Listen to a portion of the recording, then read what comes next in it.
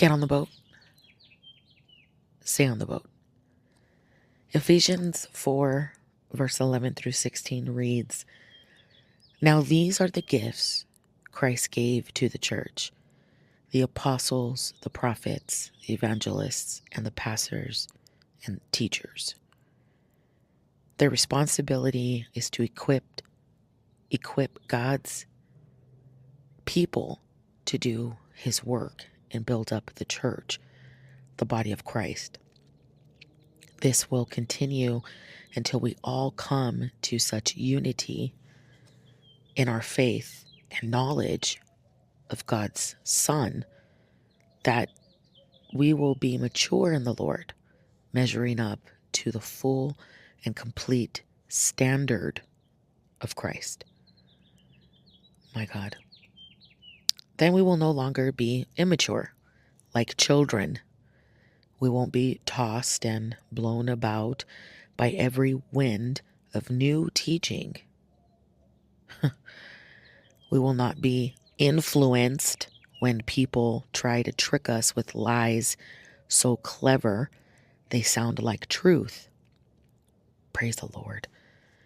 Instead, we will speak the truth in love, growing in every way more and more like Christ, who is the head of his body, the church." Lastly, verse 16 reads, "He makes the whole body fit together perfectly, as each part does its own special work. It helps the other parts grow so that the whole body is healthy and growing and full of love." Get on the boat. Stay on the boat. Don't get kicked off the boat. That should be your mindset in this season. What is influencing you to get off the boat?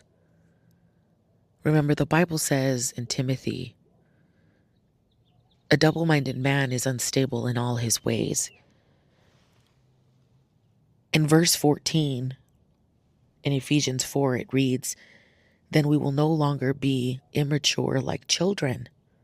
We won't be tossed and blown about by every wind of new teaching. We will not be influenced." The remnant, a Christian, a disciple of Jesus Christ, should not be influenced by new aged teaching.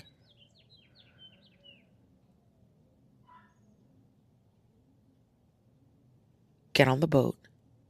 Stay on the boat. Don't get kicked off the boat. I pray this encouraged you. God bless you.